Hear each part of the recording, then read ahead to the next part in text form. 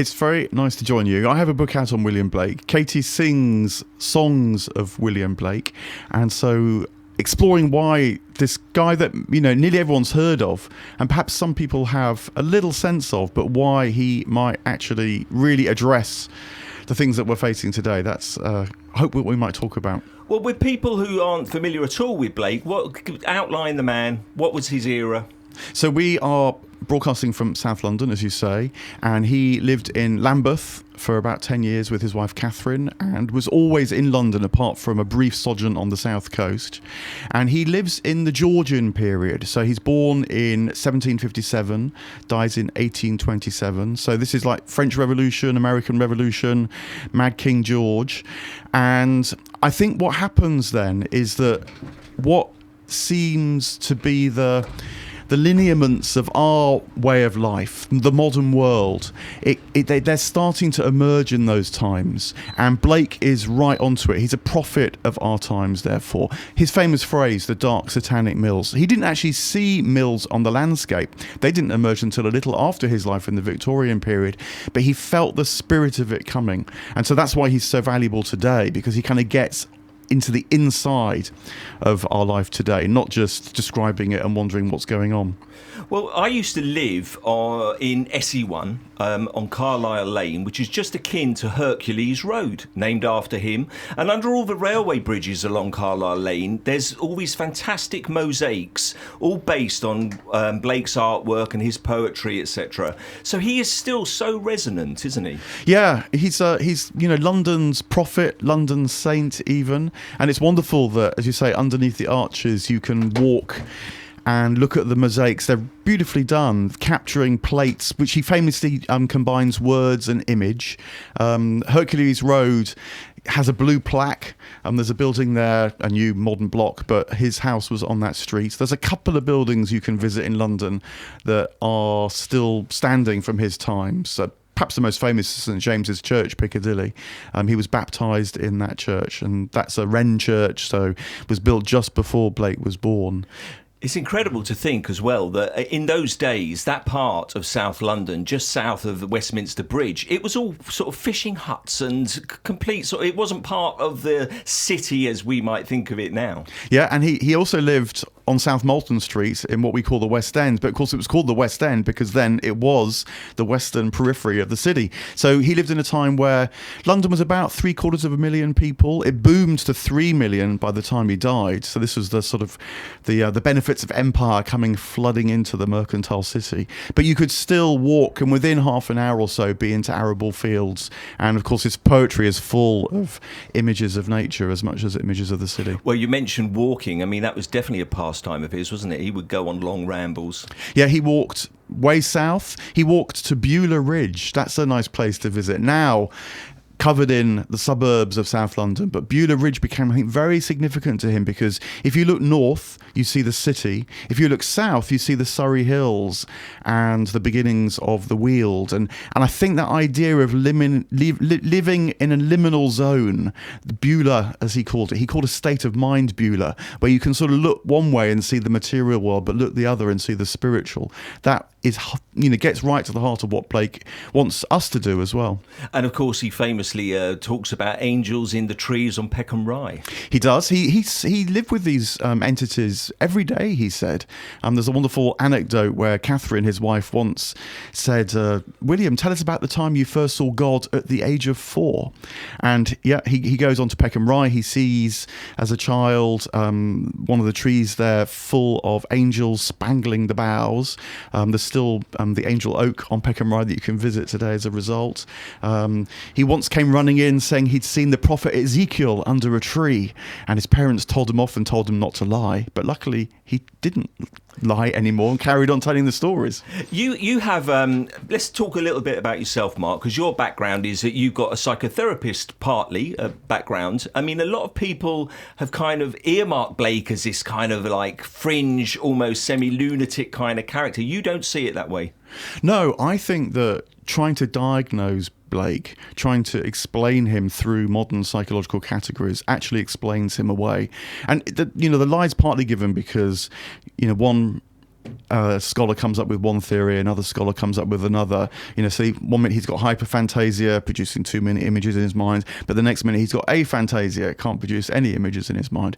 And I think it's much better to take Blake at his word, because if someone really is suffering and living in a kind of fantastical world, it can be very florid in the first moment, but it actually quite quickly becomes rather tedious and boring, and more importantly doesn't inspire others. If anything, it propels others from the person who's suffering in that way. Whereas Blake, now, millions want a piece of him. His imagination stirs something in us all, and I think taking that seriously and asking, where is he leading us? He says, I give you the end of a golden string, only wind it into a ball, it will lead you in at heaven's gate built in Jerusalem's wall. And people sense the truth of that. They want to know how to follow that. So he's not a fantasist, he is a visionary. And your book, Awake, William Blake and the Power of the Imagination. I mean, he doesn't see imagination, he sees it in a slightly sort of different way than one might imagine ourselves. Yeah, we're very inclined to think that one person has imagination and they're creative, they're an artist. Another person perhaps doesn't have so much imagination. But Blake said it's not we who do or don't have the imagination. We're in the imagination. It flows through, it floods us, it shapes everything that we perceive. It's as important as our empirical senses. You never just see the colour red, you see alarm or warmth or appeal or attraction. Reality is at once immersed with all these levels. We can't uncouple them. And in fact, to try and uncouple them is to invoke what Blake calls single vision and Newton's sleep. It actually reduces reality. It makes us less than human. It denudes the soul. And so understanding that the imagination is there kind of ready and waiting for us, and the task is to align with it, to get better at feeling into it, cooperating with it. That's how he would have us understand the imagination. Is this kind of close? Because often you'll hear artists talk about how I didn't write this song. It came to me. It was like transmitted to me. Is that kind of like an extension of that idea? Yeah, it is that idea. And Blake himself said, I received the words of this mild song from the divine saviour. But then in the next minute he's saying, but I had to work out, was I going to write like Chaucer or Shakespeare or Milton? So it's a collaboration. The inspiration definitely is received, but then, we humans are always asked to work with that. In the ancient world, if you received a message from an oracle, the worst thing you could do would be to take the oracle at face value. You had to do some work. You had to work out what it was really wanting to elicit in you. And I think imagination is like that, which is why, the great artists, the writers, they will, as you say, convey this experience that they were wholly absorbed. It was asking everything of them, and yet at the same time, it was like it was working through them. Katy, you joining us today because you've actually written songs. You put music to Blake's words. Yes, I've been really inspired by a poet actually in London called Stephen Micallef to start putting these incredible songs of innocence and of experience to music. And I've been going to various meetings at various places in London that Blake was associated, like Mark said, at St James's church in Piccadilly where he was baptised, came from my first inspiration. But I do really feel when I'm singing these songs and these melodies come in these particular spaces where Blake frequented, that he is talking through the music to me. And it's really the first project that I've done which I've been putting music to poetry, and I seem to have a very big bond with William Blake, and it's only really happened in the last 2 to 3 years, but I have put all of his Songs of Innocence and of Experience to music, and it's going to come out in 2027 as a double album to commemorate the 200th year of his death in 1827. So, and this is how many songs in? About 50, is it? There's about 54 songs. 54 songs. I'm struggling with about 4, to be honest with you. I have put 50 to music, but there are, four that are giving me a little. So I might have to go back to Wildwood on the edge of Hampstead, just stand outside the cottage and see if anything comes. Well, there are reports that Blake, when he first performed these poems, did them as songs, and hence been called Songs of Innocence and Experience. That's his name. And in fact, one of the hosts of the soirees that he used to frequent, one of the blue stockings, Mrs. Matthews, would invite professors of music along, and we get these tantalising reports that they were deeply impressed as much by Blake's musicality as his lyricism. But of course it wasn't written down, it wasn't taken down. But it's brilliant, and as we will hear, Katy evokes a whole other dimension to Blake by putting them back to music, and it's like his spirit becomes that ever bit present and more closer to us when we hear them set to music. They really work in that way. Right, well, let's stop talking and let's hear some of the music. Katy's about to perform 2 songs, Songs of Innocence, Introduction, and Songs of Experience, Introduction. In your own time, Katy. So this is the Songs of Innocence introduction.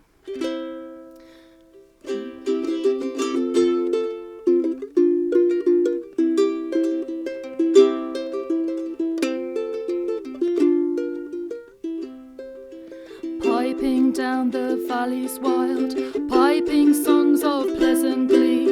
On a cloud I saw a child, and he laughing said to me, pipe a song about a lamb. So I piped with merry cheer, pipe a pipe that song again. So I piped, he wept to hear,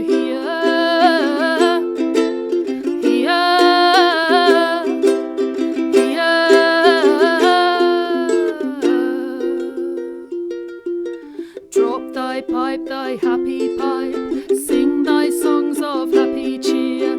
So I sung the same again, while he wept with joy to hear. Piper, sit thee down and write in a book that all may read.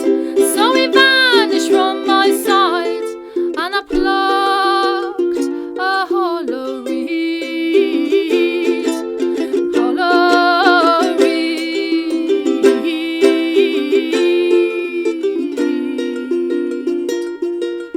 And I made a rural pen, and I stained the water clear, and I wrote my happy songs, every child may joy to hear. Piper, sit thee down and write in a book that all may read.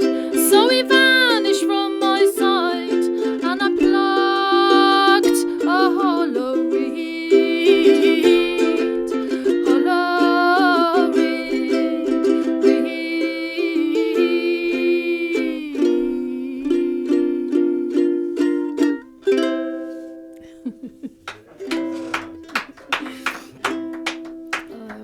and this one is Songs of Experience, the introduction. So Blake has, in his Songs of Innocence and Songs of Experience, a kind of a matching pair of songs. Hear the voice of the bard, who present, past and future sees, whose ears have heard the holy word that walked among the ancient trees, calling the lapsed soul and weeping in the evening dew that might control the starry pole.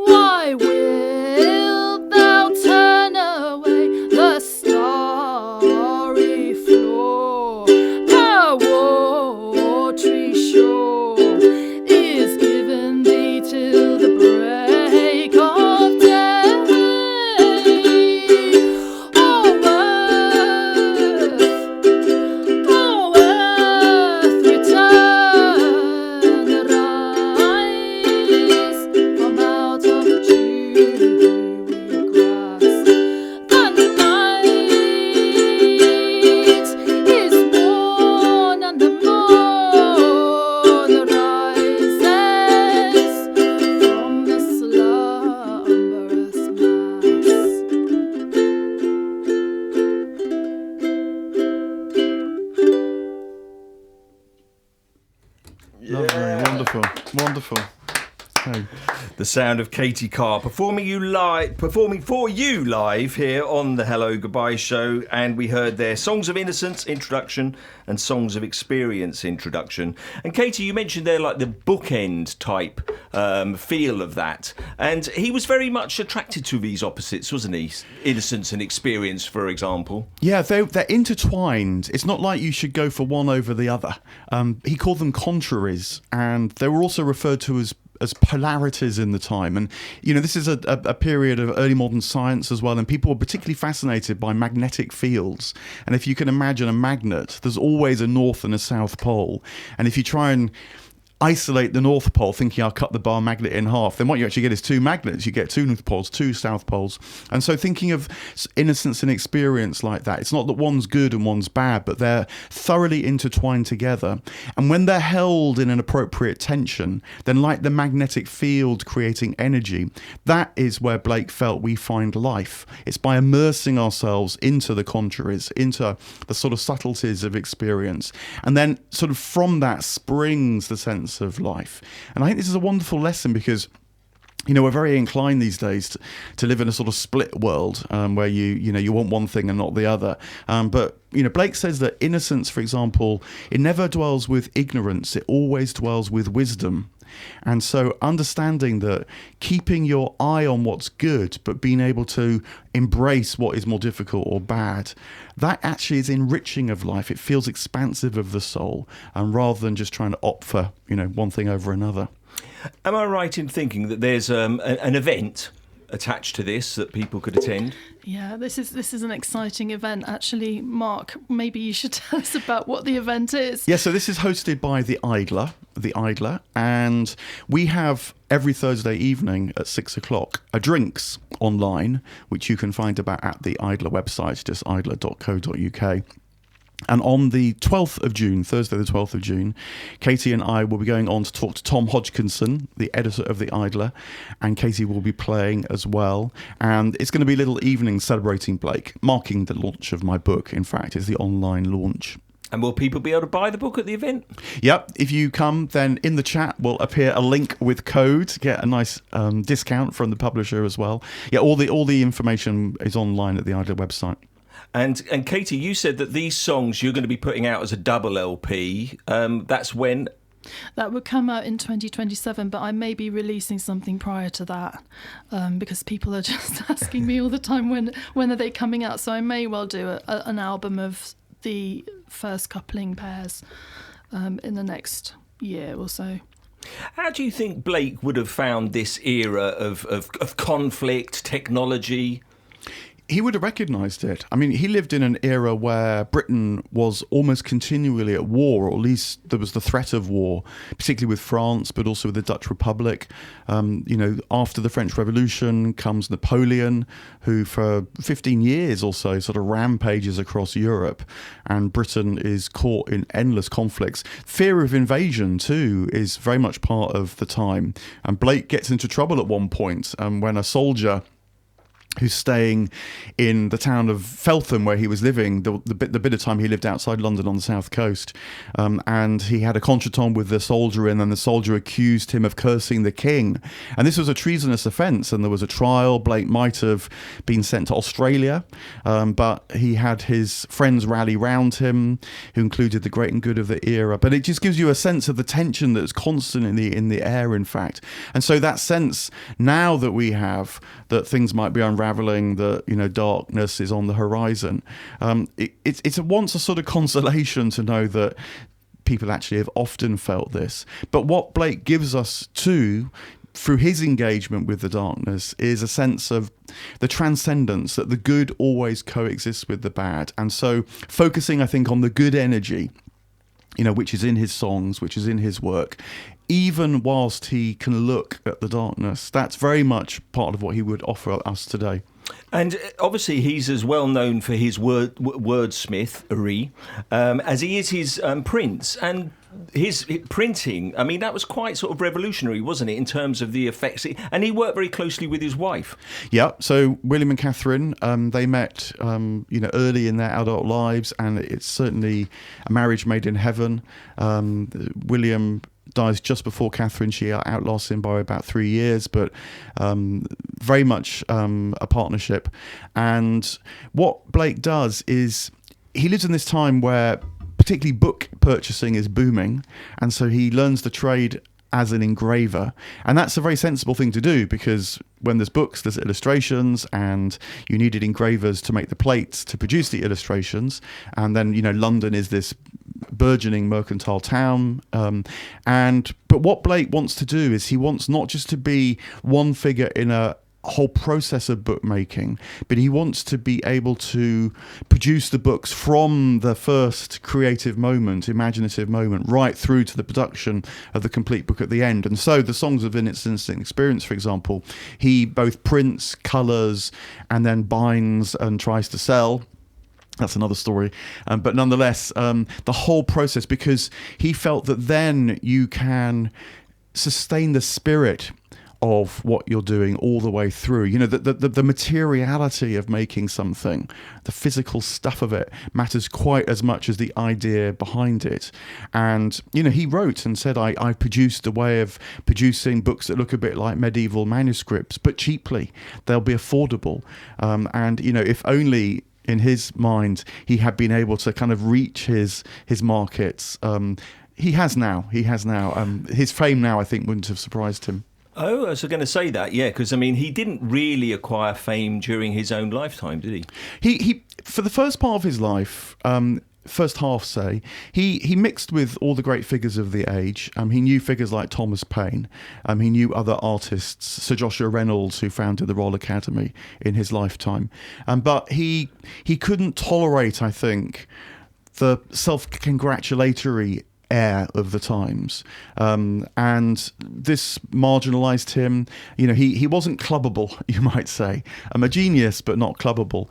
And he also could never let up on what he was receiving from these spirits, from these angels, and inevitably accusations of madness followed him around. People were sort of fascinated by him, but didn't want quite to be closely associated with him. And he definitely went through a time of trouble with this. He writes you know, why wasn't I born with a different face? Why am I not liked by the whole human race? It really pushed him into depression at times, but by the end of his life he seems to have been reconciled to things, and people who visited him latterly said a new calm and peace, you know, was present in the Blake household.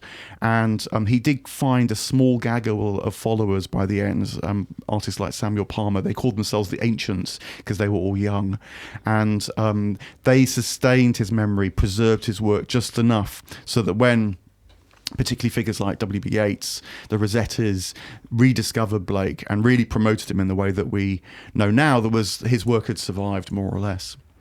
Katy, have you been daunted at all writing music to some of these lyrics? You're about to do another couple of songs, one of them, The Tiger, obviously very famous.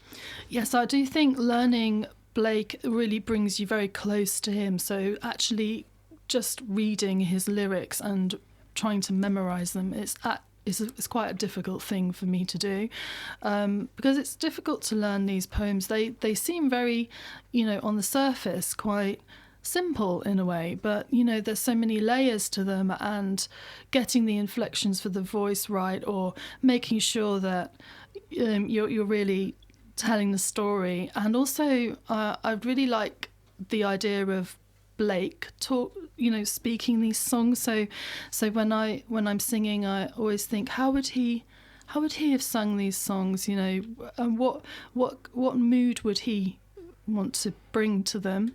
And there is a simplicity to it, but obviously it is not a simple affair to sing these songs. So that's the biggest challenge, and also knowing that these Songs of Innocence and Experience are so well loved around the world. So there's a lot of pressure to get it right, and knowing that, you know, there were some amazing artists that have covered these songs. But I'd like to actually memorise the entire book. I'm about 30% there, So yes, I would like to memorise that entire book. Maybe while Katy gets ready to perform the tiger and also the lamb. Yeah. Maybe the lamb first, Katy, because Okay, yes. then you can listen in and hear not just the wonderful music, but also some of this layering that Katy's talking about. Because one of the best known lines in The Lamb is when the poet says, I, a child, and thou a lamb, we are called by his name. And it's a reference to the divine maker of all things that made both the child and the lamb. And that sounds lovely and beautiful, and it's a warm moment. But then in the tiger, there's a reference to the poem The Lamb, when towards the end of the song, as you'll hear Katy sing it, there's the line, did he who made the lamb make thee, in reference to the tiger. And that's a much more difficult, tense kind of contrary, because of course the tiger will destroy the lamb, would kill the lamb, and yet somehow in that layer is still sensed the presence of the creator in the line, did he who made the lamb make thee. So Katy, as you perform these things, listen in to these multiple layers and hear the resonances.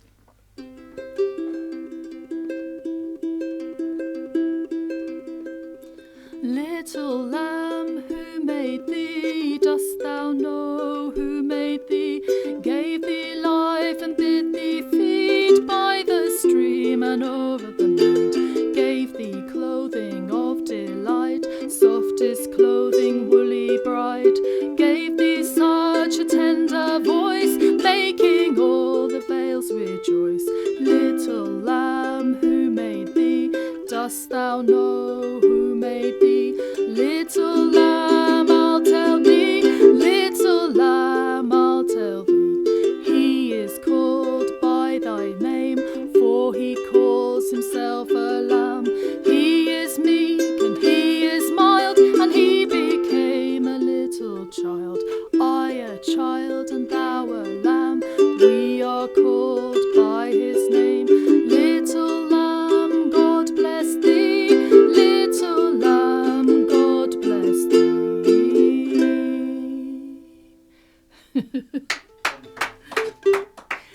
So that was the lamb, and now I'm playing the tiger.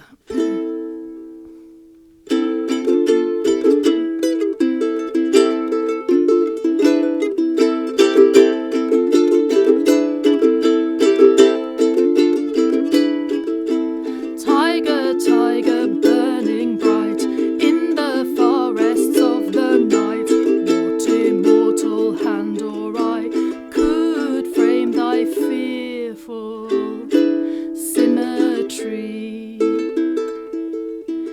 In what distant deeps or skies burnt the fire of thine eyes? On what wings dare he aspire? What the hand dare seize the fire? And what shoulder and what art could twist the sinews of thy heart? And when thy heart began to beat, what dread hand and what dread feet? What the hammer, what the chain? In what furnace was thy brain? What the anvil, what dread grasp dare its deadly terrors clasp? When the stars threw down their spears and watered heaven with their tears, did he smile his work to see? Did he who made the lamb make thee? Tiger, tiger, burning bright in the forests of the night, what immortal hand or eye dare frame thy fearful symmetry?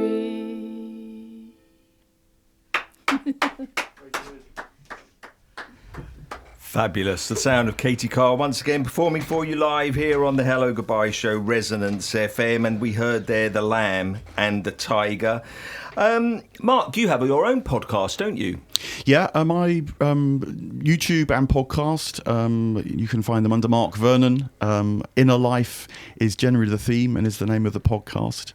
I'm very interested in, particularly, you mentioned earlier that I work as a psychotherapist, and so that's a practice that I have, of course, seeing people, but I'm very interested in how soul and spirit links to our inner troubles, inner difficulties. I feel that a lot of psychology, helpful though it can be, is rather inclined to treat us as if we're isolated individuals, kind of juggling whatever's going on inside our heads, and feel that figures like Blake and others who have inspired me invite us to consider the possibility that actually our inner lives are just aspects of the inner life of all things. This clearly makes sense in a religious context, but even if you don't sign up fully to a sort of fully developed creed, just taking that one step to think maybe the echoes in my mind are echoing around as well, that can be tremendously expansive. And even when the thoughts are difficult, it can come as something of a relief. A lot of Blake's themology is of a Christian bent, but it wouldn't be quite correct to say that he was an archetypal Christian. Well, I think actually he was orthodox as a Christian, but he was a mystical Christian. So for him, what the Bible say is the way to read the Bible. It's not as a kind of moral source book, or let alone a sort of history book that somehow proves that certain things happened. It's a source of inspiration. You're supposed to take all that you are to the text, and in the tensions as much as the harmonies that emerge, that's where the life is to be found. And so this kind of approach to Christianity received a huge blow at the Reformation in the 16th century, partly because religious houses, of monks and nuns were removed almost overnight from the land. But also the reformers got very keen on what was going to become the scientific mentality, as if the literal is the truest. And Blake's saying, no, the literal's just the kind of starting point into a threshold into a world where everything is alive, everything is living. And this kind of mystical approach to Christianity is actually very ancient. And when you understand that, you see that Christianity is not a kind of exclusive effort at pinning down the facts. It's actually an invitation to step into the wider world, all of which is, held in God's embrace. And so Blake was as interested, for example, in the religious texts coming from India. I mentioned the British Empire is really going at this point. The East India Company, for all the horrors that it does bring about, also introduces a lot of Indian ideas to the British mind. And Blake's absolutely at the forefront of that. He's one of the first readers of the Bhagavad Gita, for example, that's translated in 1785. And you can see how encountering other traditions stirs up his imagination to rediscover that in his own Christian tradition.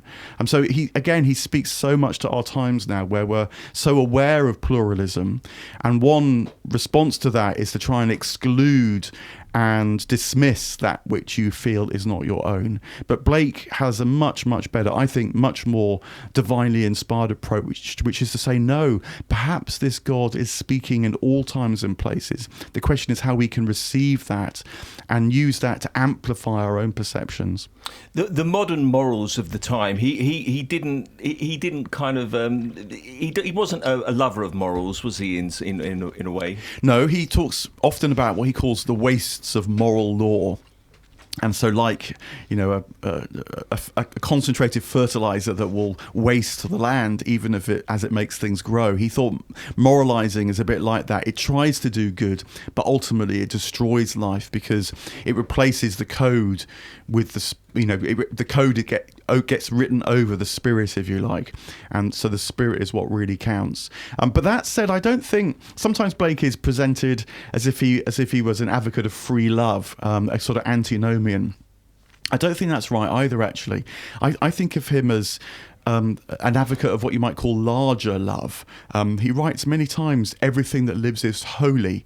And that's the kind of the promiscuity of his life, if you like. It's to see that the divine might be found in everything, not just in what you might initially think of as good. So one of his famous works is The Marriage of Heaven and Hell, and he has a lot of fun saying how maybe you'll find more truth in what the devil tells you as much as what the angel tells you, because he says angels, who we saw every day, he says angels always think they're right, they're always on God's business, and it makes them a bit prissy, actually, Blake tells us. Whereas sometimes the devil, the demon, who is a bit more tricksy, a bit more uncertain, a bit stupid, actually. Blake knew that, demons have turned their back on the truth, and whilst that makes them feel a bit powerful, it also makes them a bit stupid. And again, he remembers a much older way of treating these things, which is to take them seriously, but also to mock them as much as to fear them. And you might even learn something from the darkness, because, you know, in the Christian understanding, present in other traditions as well, darkness is just the absence of light. It's not something in its own account. And even the faintest trace of the light that seems to have been forgotten is still present. And so tracking that down, even in the darkness, is the way to go, not just to straightforwardly fear it or demonize it. Well, what do you think, Blake, in terms of our age, how does his... How does his creativity, his imagination, how can we unlock it? Well, you know, many people have responded to Blake's creativity. Katy clearly is one of them. And he's inspired all sorts of artists and poets. If you go to Tate Britain here in London, they have works of Blake in a particular room, but certainly they have hung other works that are inspired by Blake nearby, so you can get a sense of that. But everything from, you know, high art to cartoons, everything from beat poetry to hymnody in churches. And this is the crucial point. You know, his imagination goes in myriad directions because, to my mind, it is touching the source of the imagination. And so awakening to that spirit through reading Blake and then finding it in yourself is very much what he hopes we will do. Well, look, I've got one eye on the clock, and Katy is going to perform 2 more songs. And aptly enough, for a London-based radio show, we're about to hear a track called London, followed by The Blossom. Katy, in your own time.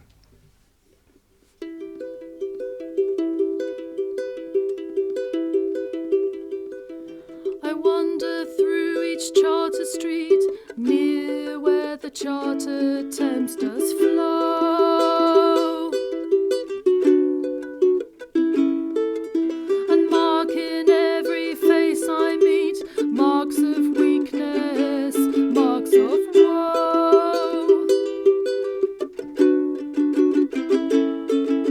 In never hurry cry of ever hurry man, in never hurry infants cry of fear, in never hurry voice, in never hurry ban, the mind-forg'd manacles I hear.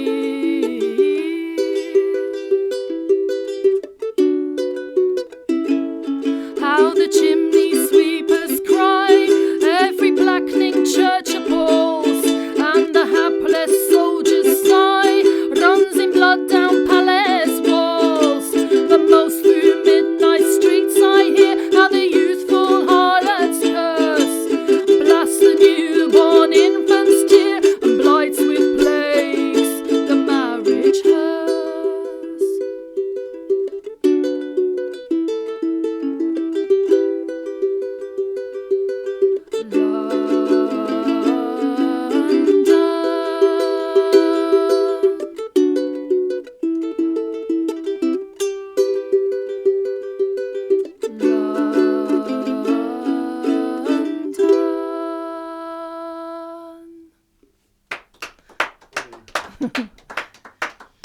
So the next one is called The Blossom. A merry, merry sparrow, merry, merry sparrow, under leaves so green, a happy blossom sees you swift as arrow, seek your cradle narrow, near my bosom. A pretty, pretty robin, under leaves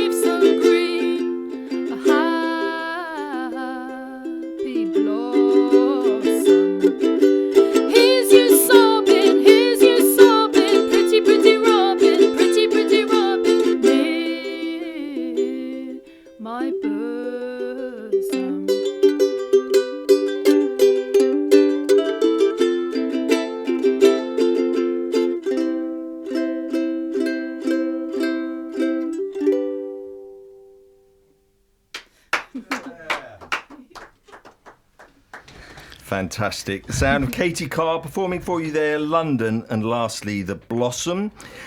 Okay, so let's wrap it up. So once again, we have a launch event that people could attend. Let's recap.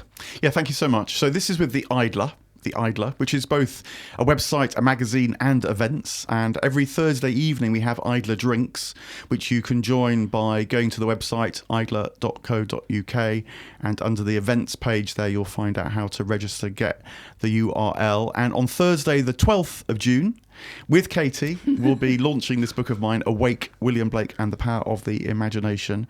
And there'll be codes to buy the book at discounts and all sorts of other goodies. But in particular, hearing Katy sing and me talking with Tom Hodgkinson, who's the editor of The Idler, about William Blake. And I'll put up links to all the artists we have here on the show, and I'll put up a link for your Play Toast podcast as well, Mark. Thank you very much. And Katy, you were saying that the double album of your Blake songs will be 2 years away, but there may be something a little bit earlier. Any other news on your musical front? Well, I'm continuing to do my songs of Polish history around Poland, and I will be going on tour with that, and really excited to continue the work that I'm doing with Blake and working with wonderful authors like Mark. So thank you. Well, Mark and Katy, thank you so much for coming and joining us today here on the show. Thanks for having us Thank you along. so much A for joy to having us. share these things, yeah.